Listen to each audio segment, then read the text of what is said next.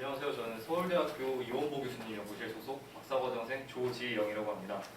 저는 말씀해 주셨듯이 오늘 쉐일가스 투 PTX, 즉 쉐일가스 아로마티제이션 반응에서 서로 다른 메탈이 도핑된 제올라이트, 몰리브덴 제올라이트와 갈륨 제올라이트의 서로 다른 키네틱 메커니즘에 대해서 발표하도록 하겠습니다.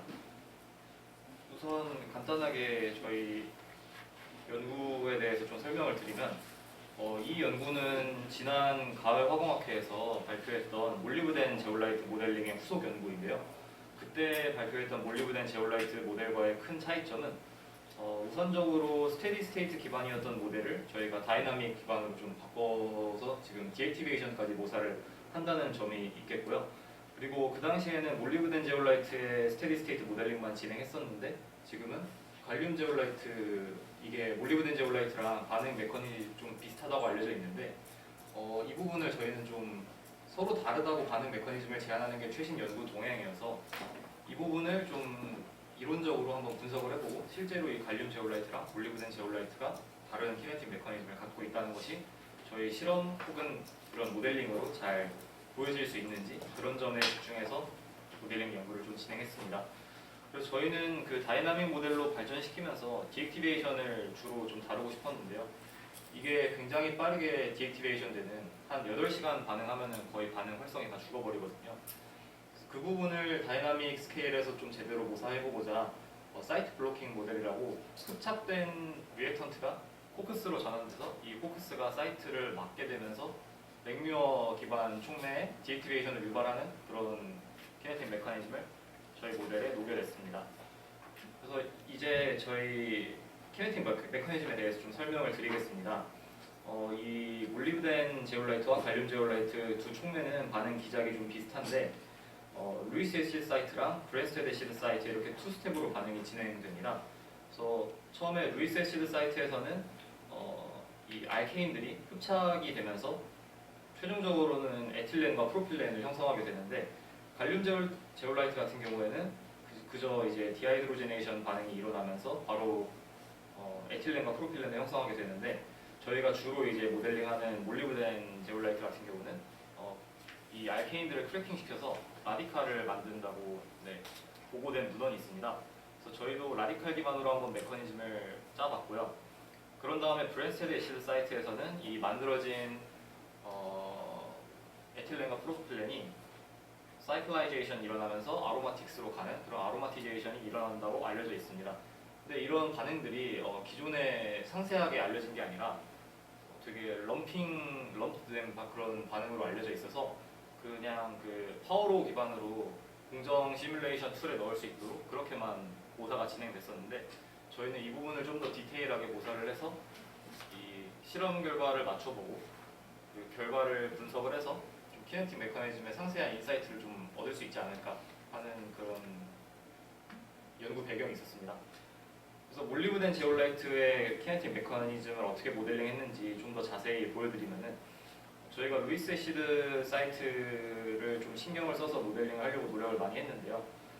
지금 몰리브덴 제올라이트 같은 경우는 갈륨 제올라이트에 비해서 가지는 가장 큰 특장점이 C1 컨버전이 가능하다고 알려져 있는 것인데 몰리브덴 제올라이트만의 특징입니다. 이것은 갈륨 제올라이트 같은 경우는 C1 컨버전을 거의 하지 못해서 이렇게 쉐일가스를 반응시키는 데는 좀 적합하지 않다고 알려져 있고 그 부분을 좀 개선하기 위해서 저희 실험팀 서울대학교 김도희 교수님 연구실 실험팀에서 실험을 진행하신 건데 몰리브덴을 사용하면 C1 컨버전이 가능하다는 그런 연구 결과가 있었습니다. 또 이제 갈륨 제올라이트의 특장점으로 C3 컨버전이 가능하다는 점이 있는데 이 몰리브덴 제올라이트도 C3 컨버전에 있어서는 갈륨 제올라이트랑 비슷한 결과를 갖고 있어서 쉐일가스를 타깃으로 하기에는 몰리브덴 제올라이트가 사실 갈륨 제올라이트랑 비교하기 어려울 정도로 훨씬 뛰어난 상황입니다. 저희는 이제 키네틱 메커니즘의 차이를 좀 분석하고자 갈륨 제올라이트랑 분석을 같이 진행하게 됐고요. 그리고 또 이 촉맥에는 RDS가 랭뮤어 기반 이제 흡착 반응으로 알려져 있어서 좀 모델링하기가 용이하다는 그런 점도 있었습니다. 그래서 아래와 같이 이제 C1, C2, C3 어소옵션 반응 속도식을 이렇게 결정론적으로 랭뮤어 키네틱 기반으로 모사를 할 수 있었고 그다음에 이제 이 모사된 게 일부는 아까 말씀드렸듯이 포커스로 반응이 진행되면서 반응을 디액티베이션 시키게 되는 그런 부분을 모사하고자 흡착된 그 리액턴트들이 일부는 크래킹 또는 디하이드로지네이션이 일어나고 일부는 코크스로 가게 되는 그런 비율을 설정해서 저희가 최적화를 통해서 실험값을 가장 잘 모사할 수 있는 세타를 찾도록 디자인했습니다. 그리고 갈륨 제올라이트에 대해서 좀 이어서 설명드리면은 이거는 크래킹이 일어나지 않고 그냥 디하이드로지네이션만 일어나면서 바로 프로필렌과 에틸렌을 형성하기 때문에 상대적으로 훨씬 간단한 모델이라서 모사하기에는 이제 훨씬 더 컨디션이 좋았고요.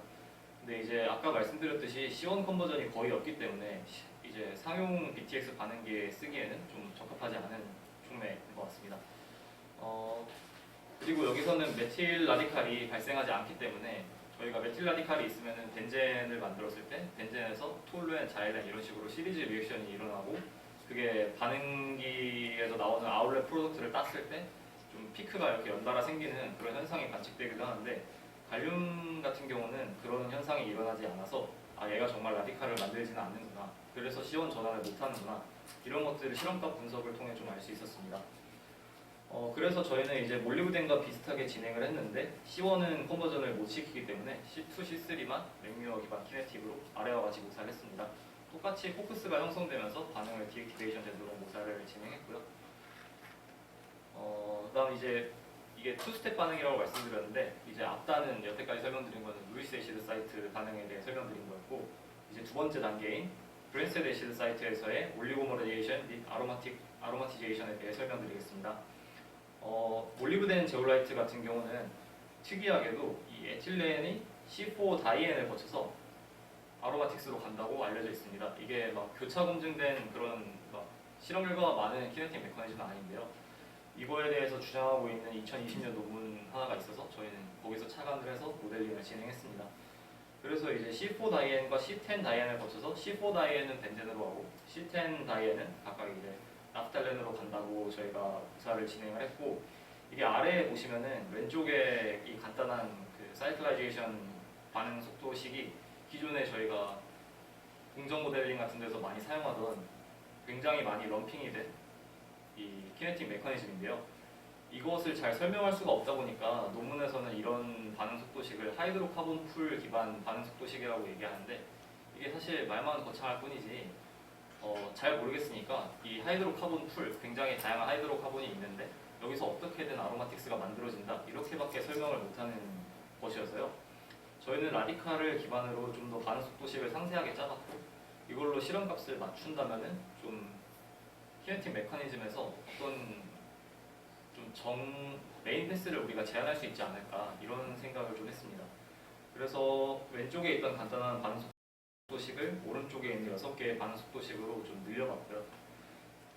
그렇게 해서 저희가 좀 전체적으로 만든 반응 속도식을 다 적어보니까 어소옵션 반응식 속도식이 8개, 그러니까 이게 반응식 자체가 8개인 게 아니라 저희가 주무를 수 있는 파라미터 개수가 최적화를 통해서 조정할 수 있는 파라미터 개수가 8개인 거고, 그다음 라디칼은 반응 속도식 자체가 9개가 있고, 그리고 또 브랜스테드 애시드 사이트에서 일어나는 아로마티제이션 반응이 7개 있어서 총 24개의 리액션 파라미터를 조정하면서 실험 결과를 맞추도록 진행을 하고 있습니다. 그다음 또 몰리브덴 제올라이트 모사가 좀 이제 난항을 겪고 있는데 어떤 부분에서 난항을 겪고 있냐면은 이 몰리브덴 제올라이트는 실험적으로 활성을 좀 올리기 위해서 전처리 과정이라는 걸 거치는데 이 전처리 과정 때문에 오버롤 C 밸런스가 좀 데이터가 많이 왜곡이 되어 있습니다.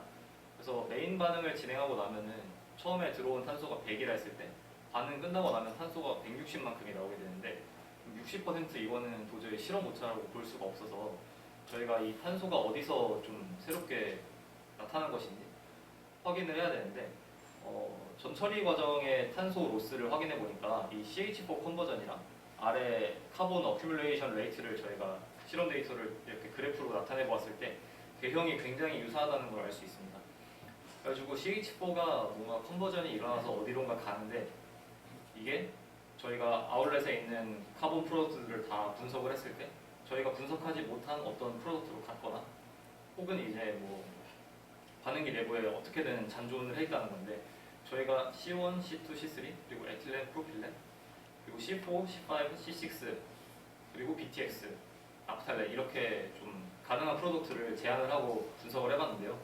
그런데도 로스가 많이 나타났고 이 로스된 게 반응기 내부에 잔존해 있다는 결론을 도출할 수 있었습니다.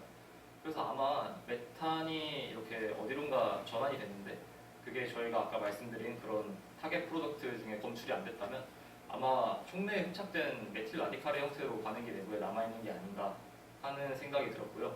이게 전처리 과정이 끝난 다음에 또 질소로 퍼징을 한번 해주기 때문에 기상 라디칼로 남아있는 게 아니라 아마 촉매에 흡착된 흡착 라디칼 상태로 남아있겠다는 그런 결론에 이르렀습니다.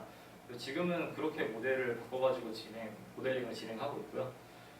네, 이렇게 해서 그 카본을 추적하면은 아까 말씀드렸던 그 160% 이렇게 초과 카본이 나왔었는데 이것을 한 110% 정도로 실험 오차를 감안할 수 있을 정도로 좀 줄일 수 있었습니다.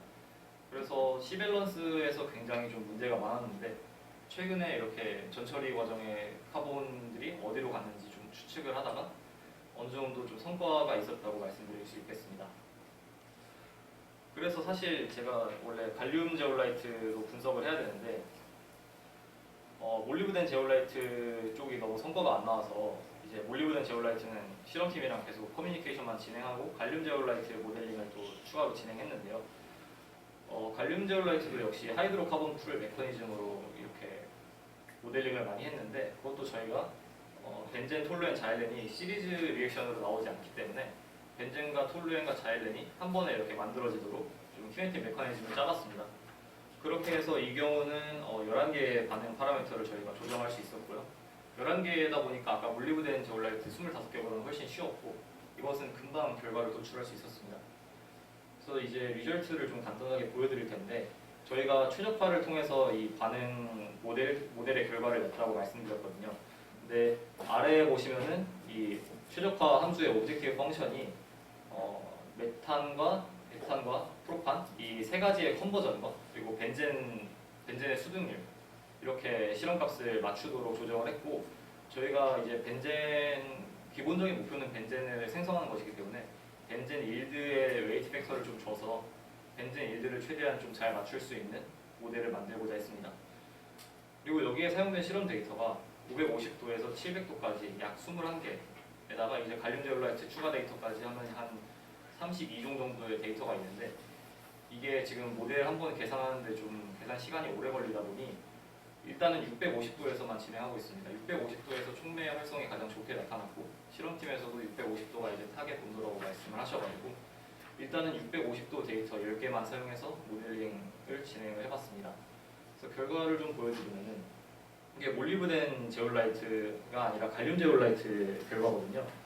이게 지금 보시면은 이 닷으로 마킹된 게 실험 데이터고 저희가 선으로 이렇게 그린 게 저희 모델에서 계산된 결과인데 보시면은 컨버전과 일드의 경향성을 상당 부분 이제 좀 모델링을 제대로 했다고 볼 수가 있겠습니다.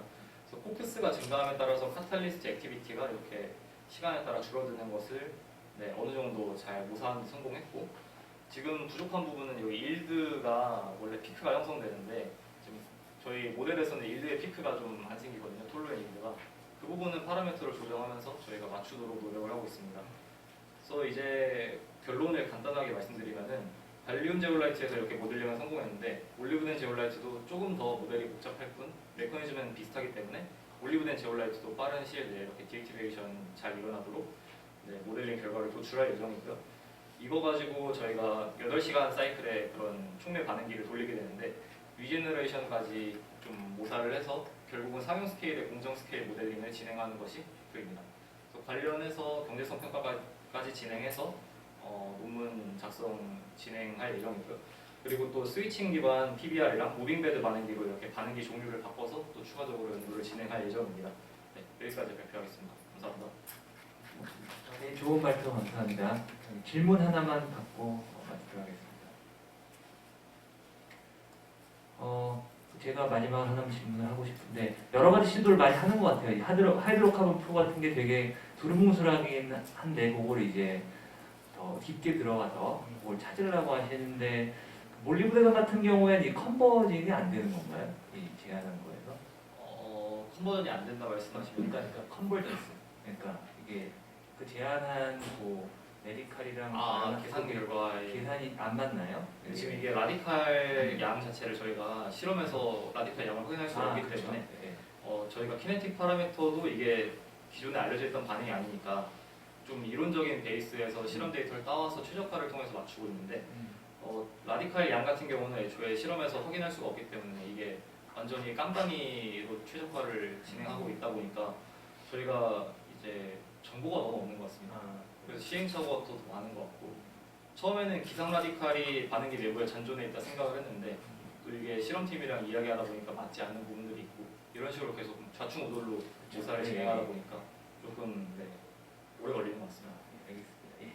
감사합니다.